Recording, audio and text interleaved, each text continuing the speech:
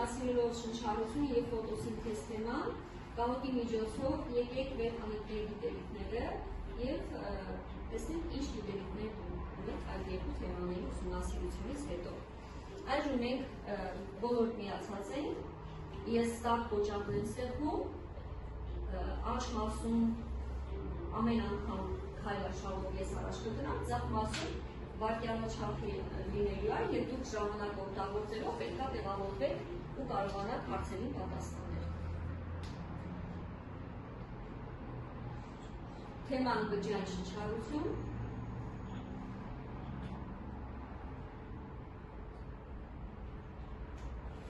Առաջին հարցը բջջային շնչառության նպատակը։ Աջ մասում վայրկյան գումա 10-15 շատ եղել որպեսզի տեղավորվեք։ Որն է բջջային շնչառության նպատակը։ Պատասխանեցիք։ Հիմա բջջային շնչառության նպատակը ովքեր որ նշել են, որ էներգիա ստանալն է ճիշտ է, որովհետև բջիջների կենսական գործունեության համար եւ մնացած բոլոր բջիջներին անհրաժեշտ է էներգիա, որը ստանում է միտոկոնդրիաներում բջջային շնչառության հետևանքով։ Առաջին տեղում Էլենը եւ Մարին են, այժմ երկրորդ հարցն է, որ մոլեկուլն է էներգիայի գրող։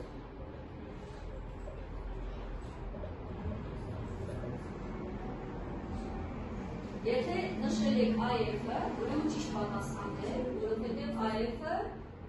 դա բջջի էներգետիկ կայանն է, որ եւ AF-ը առաջանում միտոկոնդրիաներում։ Էլի առաջին տեղում, Էլենի եւ Մարին, ապեր։ Բջջային շնչառության համար ինչ է անհրաժեշտ։ Իրականում բջջային շնչառություն։ Ովքեր նշել եք սպացինը ճիշտ է, որովհետև գլյուկոզի ճեղքման համար անհրաժեշտ է սպացին։ Մարին Միլենա։ Որն է բջջային շնչառության հիմնական արդյունքը։ Այսինքն բջջային շնչառությունից հետո որ պրոդուկտներն են առաջանում, վերջնարդյունքները որոնք են։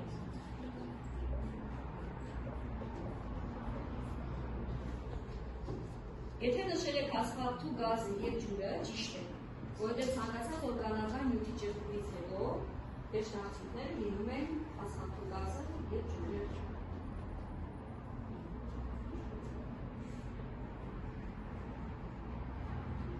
Գլիկոլիզը տեղի է ունենում։ Անթթվածին ճեղքվել գլիկոլիզը։ Եթե գիտեք մնացած օրգանոիդների գործառույթները, ապա պետք է հնարած, որ այն տեղի է ունենում ցիտոպլազմային, ովքեր նշել են ցիտոպլազմային, ճիշտ է։ Մարի եւ Միլենա առաջին տեղում են։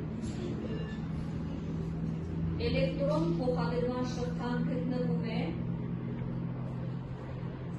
արտաքին թաղանթում, ներքին թաղանթում, ցիտոպլազմային եւ լիզոսոմներում։ Գտնվում է ներքին թաղանթում, ճիշտ պատասխան։ Արտաքին թաղանթը հարթ է միտոկոնդրիումների, ներքին թաղանթը ունի ֆորտուբորդ կատակներ, որտեղ իրականանում է էլեկտրոնային փոխադրման շղթա։ Մարի Միլենա, առաջին տեղում։ Մեկ մոլ գլյուկոզից քանի մոլ AF է ստացվում ամբողջական շնչառության ընթացքում։ Եվ անթթվածին ճեղքումների ընթացքում, ովքեր նշել եք 36-30, պատասխանը ճիշտ է։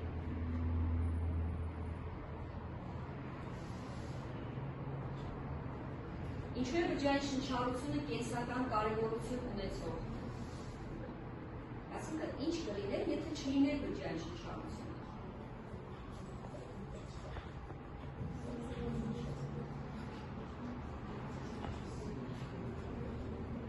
Այն ապահովում է էներգիայի կյանքի բոլոր գործընթացների համար։ Բոլորս գիտենք, որ ցանկացած կենսական գործընթաց, աճը, բազմացումը, զարգացումը, թափուխանակությունը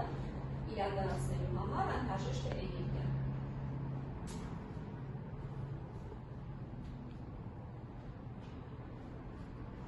երրորդ հարցը, որտեղ է կատարվում բջջային շնչառությունը։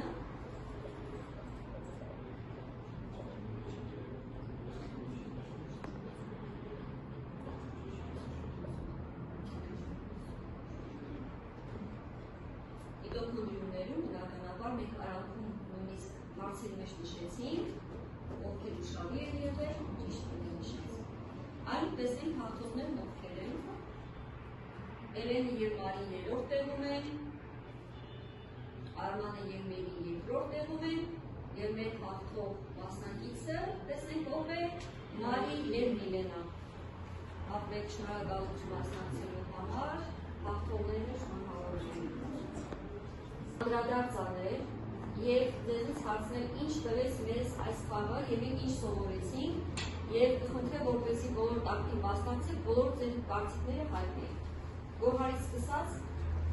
ինչ սովորեցինք այս խաղի միջոցով, դուր եկած ես, ինչ կարծիք եք։ Սովորեցինք, որ բջիջները ֆոտոսինթեզ կատարելուց տալիս են էներգիա և թթվածին գլյուկոզ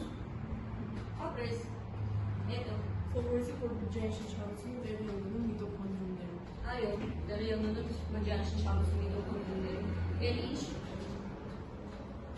Ամեն մեկը ձեր կարծիքն ասեք, մի կաշկավեք, թեկուզ և սխալ լինի։ Բայց բոլոր դեպքում ասեք, Սերժ, ինչ կարծեցիք։ Ինչ սովորեցիք։ Իմացանք, որ տեղի է ունենում երկին արտաքին, քանի Եվ իմացանք, որ որտեղ է տեղի ունենում։ ներքին չէ։ Ներքին տեղի չէ, ճիշտ։ Ինչ կարծիք, Մարի։ Ոչ մի բան չսովորեցիք։ Ինչ սովորեցիք։ Սովորեցինք, թե ինչ է կատարվում միտոքոնդրիումում։ Հիմա կարող ես ցույց տալ միտոքոնդրիումը որն է։ Սա բջջի մոդելն է, որտեղ մենք պետք է իմանանք, որ օրգանոիդներն են միտոքոնդրիումները։ Այդ շագանակագույները, մեծ։ Մի հատ նորից ցույց տու։ Միտոքոնդրիումները։ Իսկ որն է քլորոպլաստը։ Քլորոպլաստները ինչ են կատարվում։ Ֆոտոսինթեզ, իսկ միտոքոնդրիումներում բջջային շնչառություն։ Կան դասարան մասնակիցներ, ովքեր ընդհանուր կարող են ներկայացնել այս մոդելը, ինչ լինեց համասը։ Մենակ ինչ է իսկ կենտրոնում գտնվողը։ մեջտեղում կորիզակը, Մեջտեղում կորիզակը։ կանաչ մեջը քլորոպլաստն է, Սրանք ԴՆԹ մոլեկուլները։ այն կանաչ Սրանք քլոր։ մարմինը քլորոպլաստն է, իրականացում ֆոտոսինթեզ, արտադրում է գլյուկոզ։ Իսկ այն կարմիրները միտոքոնդրիումներն են, որոնք սպում են գլյուկոզից և թթվածից։ Սրանք նաև ներառումներ։ Սա բջջային բջիջի մոդել, բջիջի կորիզի մոդել։ Սա կորիզն է, իսկ սա կորիզակը, սրանք ԴՆԹ-ներն են։ Այստեղ մենք ունենք քլորոպլաստ։ Քլորոպլաստը իրականացնում է ֆոտոսինթեզ, արտադրում է գլյուկոզ և թթվածին։ Սրանք միտոքոնդրիումներն են։ Միտոքոնդրիումները սնուցվում են քլորոպլաստի արտադրած բջիջներից, թթվածինից և գլյուկոզից։ Ֆոտոսինթեզ։ Ճիշտ է։ Ֆոտոսինթեզի հետևանքով որ գազն է անջատվում։ Թթվածինը տեղի ունենում արևի ճառագայթին։ Եկեք ձեր բարձրացրեք և ասեք, հա ինչ-որ մեկը, որ մենք ուշադիր կարող ենք ասել։ Ասա Միլենա, ուսում եք Միլենային։ Ֆոտոսինթեզը տեղի է ունենում արևի ճառագայթների շնորհիվ, թթվածին և գլյուկոզն է արտադրում։ Իսկ արմատների միջոցով բույսը ինչ է ստանում։ Ճիշտ է։ Նաև դեղերի ներքին կառուցվածքին երևում է, չէ՞, որ գոյություն ունեն անցքեր, զապոտիներ, որի միջոցով թթվածին մուտք է գործում վերևի մեջ, որպես ֆոտոսինթեզը իրականանա։ Եկեք մեկնաբանենք նաև այս նկարը, բարի եկած։ Ֆոտոսինթեզը տեղի ունենում քլորոպլաստներում արևի ճառագայթների միջոցով։ Եթե դեր կայքատելը։ Եթե չէ, կարող Ֆոտոսինթեզը տեղի ունենում քլորոպլաստներում արևի ճառագայթների միջոցով Երանյութերն են ասֆալտու գազը և ջուրը, իսկ վերջնյութերը գլուկոզն ու սպացինը։ Բջջային շնչառությունը տեղի ունենում միտոկոնդրներում, անդադար տեղի ունենում բջջային շնչառություններ։ Երանյութերն են գլուկոզն ու սպացինը, իսկ վերջնյութերը ասֆալտու գազը և ջուրը։ Հիմա կապ կա ֆոտոսինթեզի ու բջջային շնչառության միջև։ Նայեք, ֆոտոսինթեզի համար որպես ելանյութ համարվում է ասֆալտու գազը և ջուրը,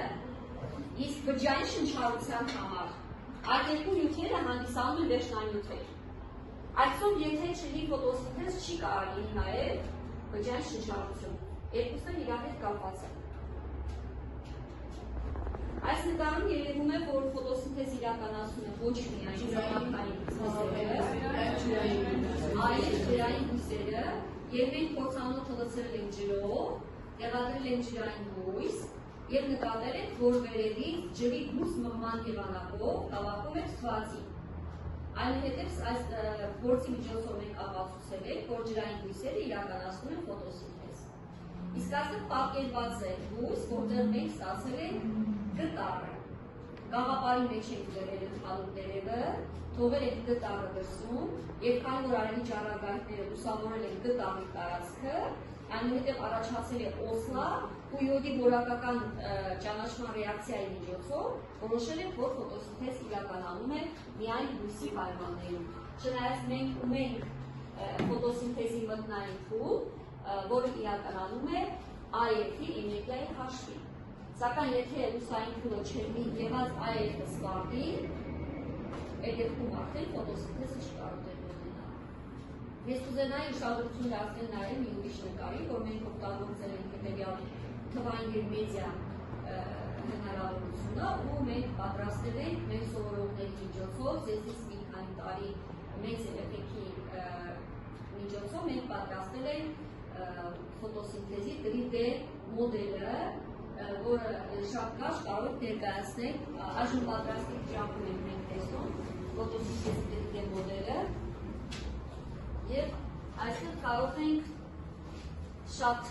կարճ ցույց տալ, քանի որ դուք բարձր դասարաններում ավելի մանրամասն ուսումնասիրելու ֆոտոսինթեզը, ուղղակի կարող ենք ձեր թեմային համապատասխան ասել, որ այստեղ ներկայացված է արևի ճառագայթները կարմիրով, ինչպես է իրանք ֆոտոհամակարգերի վրա ազդում, եթե մենք բջջի մոդելի վրա տեսնում ենք քլորոպլաստի ընդհանուր կառուցվածքը, այստեղ երևում է քլորոպլաստը, որտեղ գրաններն են, որտեղ իրականանում է ֆոտոսինթեզը, մենք պատկերացրեք մանրադիտակի օգնությամբ մեծացրել ենք, եւ սա համարվում է հենց այդ գրանի կառուցվածքը, որտեղ իրականանում է ֆոտոսինթեզը։ Տեսեք ինչ է կատարվում։ Արևի ճառագայթները ընկնելով ֆոտոսինթեզ ֆոտոհամակարգերի վրա, ֆոտոհամակարգ 1-ի եւ 2-ի վրա, այնտեղից փոխվում է էլեկտրոն։ Այդ փոխված էլեկտրոնը լրացնելու համար ջուրը ենթարկվում է ֆոտոլիզի եւ այստեղից դուրս են գալիս էլեկտրոններ եւ այդ էլեկտրոնները փոխված էլեկտրոնների տեղը լրացնում են։ Այնուհետև ջրից առաջանում է մոլեկուլյար թթվածին, որը դիֆուզվում է,